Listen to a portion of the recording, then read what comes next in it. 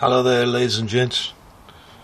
Got a really posh parts cleaner by courtesy of Mr. Gavin Davies. So it's an old cooking, industrial grade stainless steel cooking thing. Anyway, so that's for cleaning parts, which we don't do much of, and that can go there for now. Actually, I don't think it can. Yeah, there it goes. Now I want to show you something else which some of you are going to be familiar with, and that is the Bible for Pinto engines.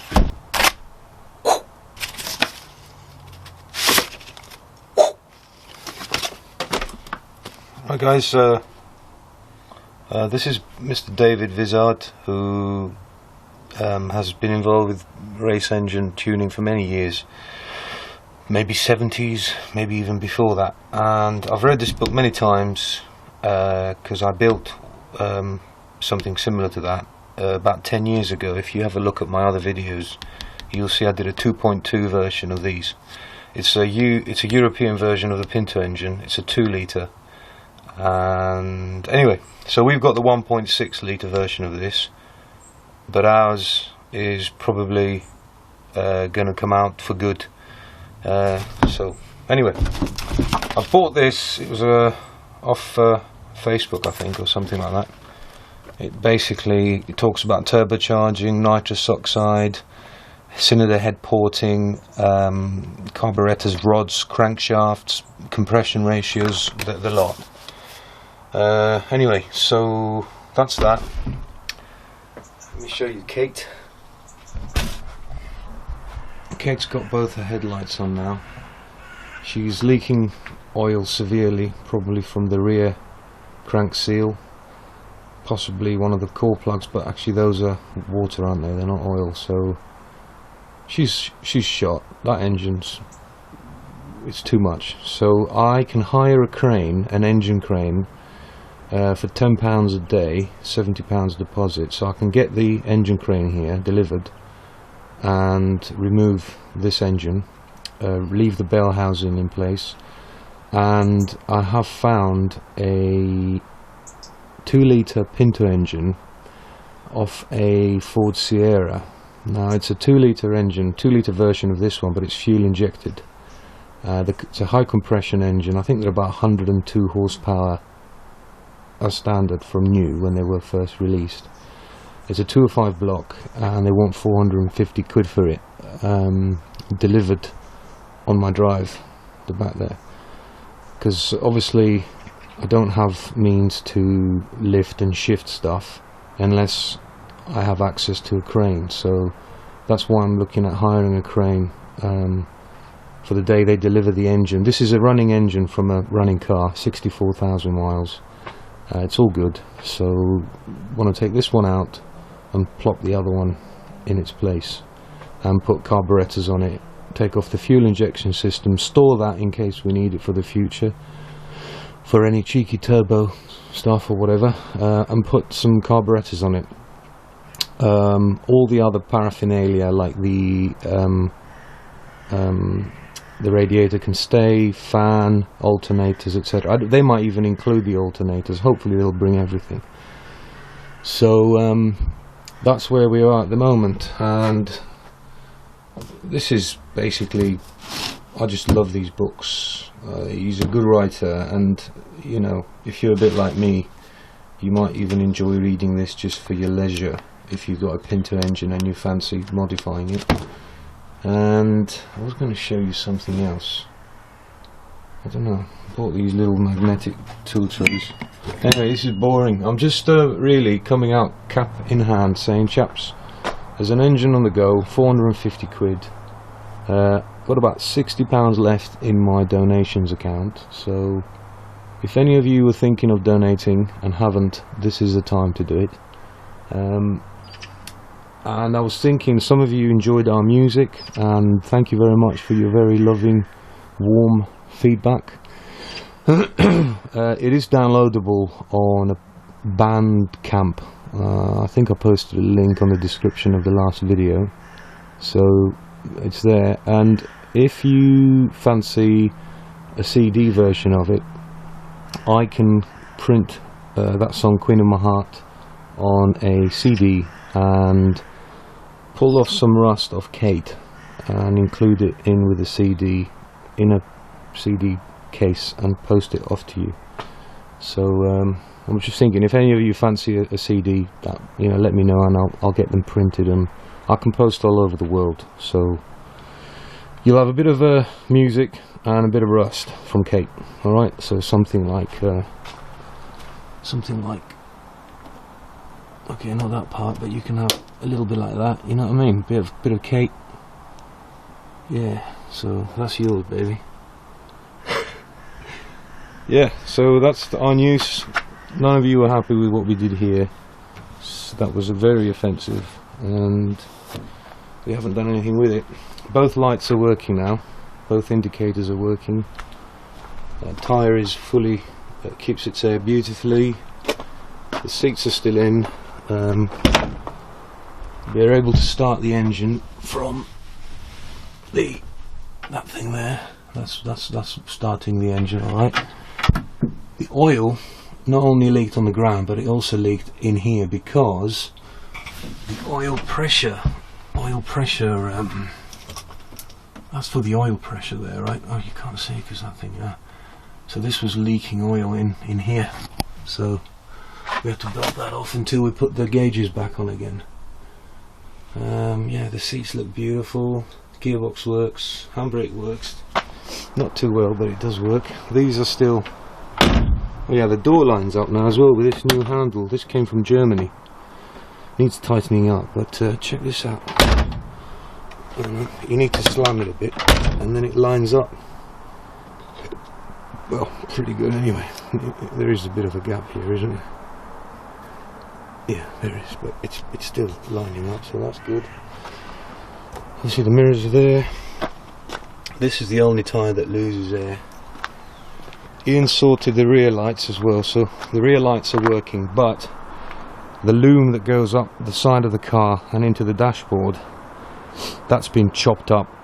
Again, part of the bodge jobs, the problems that this guy had is that they chopped up the electrics and fitted speakers and tow bars and all sorts of shit. So we know the lights are working until about here, and then beyond that we need to follow the loom around to see where the fault is. That's what I was going to do. I was going to put the petrol cap back on. That was took off to take to the painters to match the paint, which we have beautifully. This all crusty paint. These are just left here as they are. Sort of, yeah. That's nothing happening with that. Passenger door. Yeah, we've got. That's an oil leak there from that thing I told you earlier on. Both floors, both sides need a lot of work. I've bought new heater vents. As you see, these are completely falling apart. There's all the wiring, very nice. And what else? What have we got back here? Nothing, just the seats. Rear parcel shelf is missing, but that's not a problemo. Let me just pop the bonnet.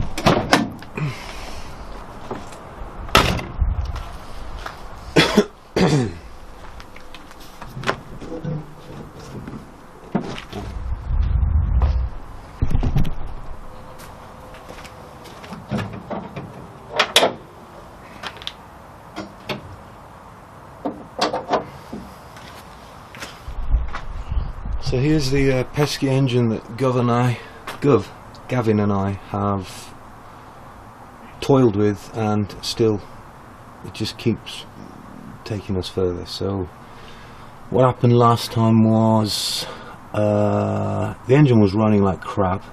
It's probably because I never adjusted the valve, the rocker clearance with the valves and the cam. I never adjusted the lash on it, which might be why it was running rough.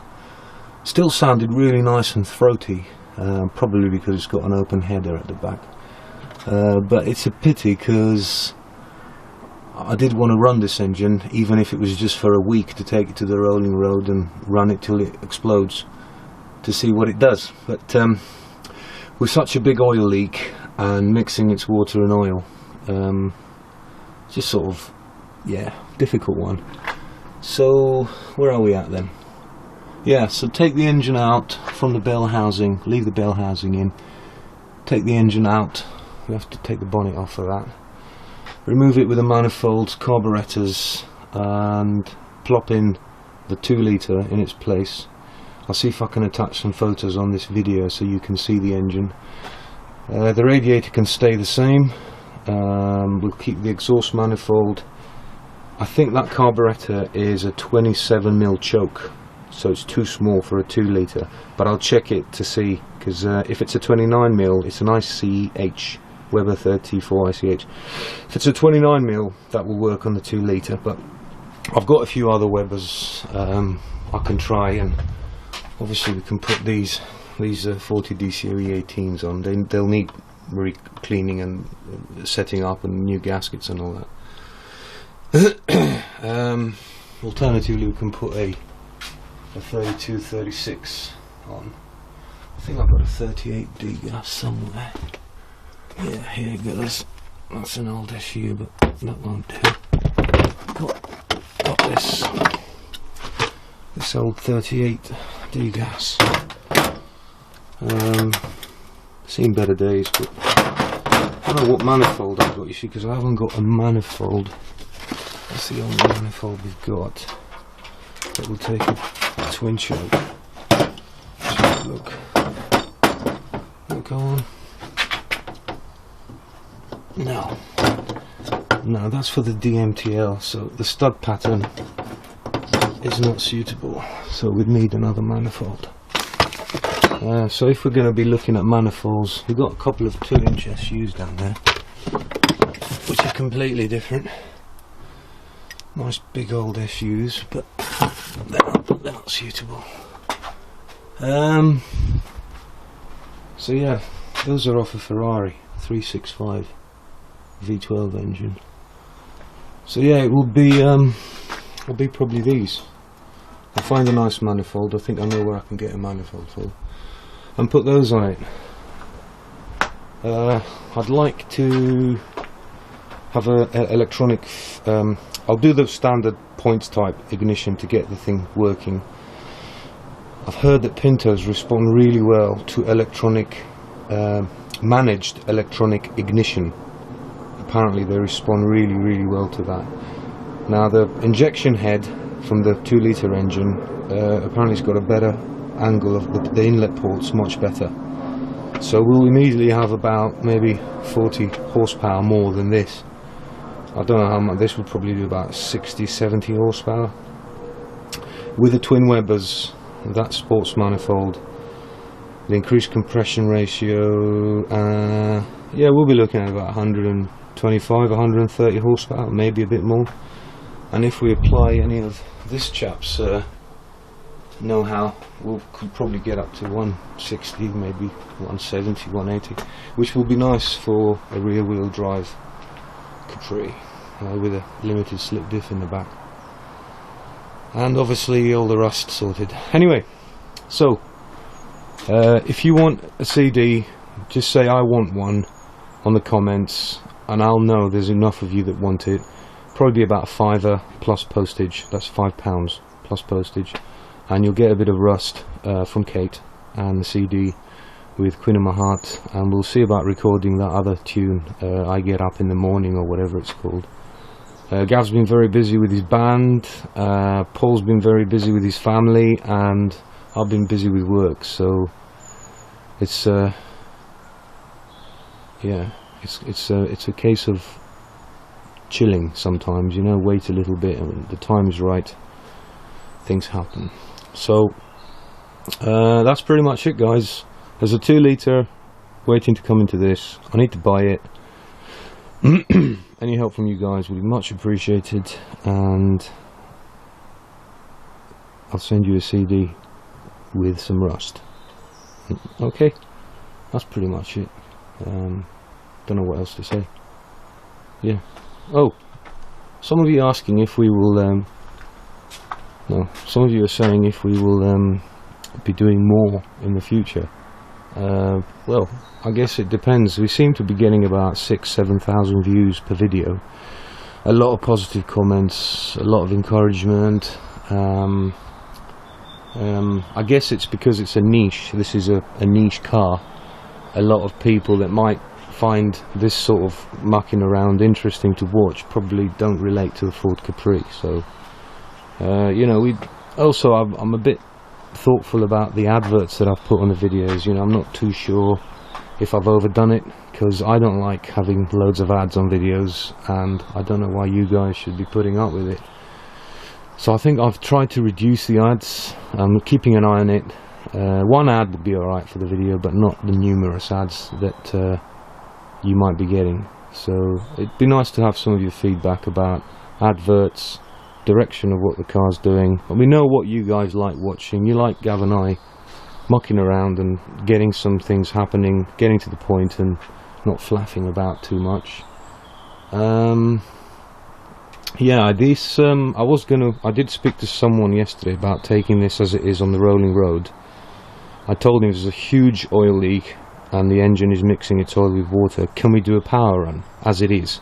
And he says, no problem, mate, just bring it over, we'll get it all ready, probably take the water out of the system so it's just oil in there, even with a massive oil leak, start the engine, let it tick over for, I don't know, 20–30 seconds, and then blast it through to 4th gear all the way until it either blows up or it's delivered all its goods. So, you know, I mean, that might be an interesting watch, but it's not really mechanically compassionate, I think it's called. You know, when you destroy an engine on purpose. I'm not really into that, but it is spectacular and interesting to watch. So yeah. Anyway, that's it, guys. I'll try and get some more useful, interesting news and action. It's getting winter time here now. It's November. No, it's not. It's October. So we've still got a nice day today. Oh, also, I'm moving house. Our landlord, he's having an operation, and he said that he thinks that he's saying that he'd like to move into this property with his wife, because it's a bungalow. It's just there's no upstairs sort of thing. He's having a hip operation. Anyway, he's said to us that he'd like us to move out from between now and after Christmas. So he's given us plenty of notice. We've known for about a month, 6 weeks. And we're looking to move towards Stourbridge, which is about 20 miles south of here, closer to where Gavin lives, and Paul and my girlfriend. And so yeah, there's quite a lot going on. It's a bit stressful with regards to all the stuff I've got in the workshop. I've just had it installed and whatnot, and now we have to move. So place needs to have a nice garage like this one with electricity, preferably quiet location with a bit of nature around. Fireplace would be nice, a log burner or a fireplace, that'd be beautiful. 2 or 3 bedroom. If any of you around the area know of any, let us know, because we're looking on market every day. Most houses seem to be up for sale. We can't afford to buy a house, so we have to rent. Anyway, all this is waffling about, probably very, very uninteresting to some of you guys, but that's the state that we're at here. So it's all go. Keep watching, guys. Thanks for your patience with regards to some of this where it doesn't really, there's nothing to show in the video, i.e. this one. I'm excited about this engine that I found, and that's why I thought, how am I going to make this happen? So I'm coming to you to see if you can help. That's it.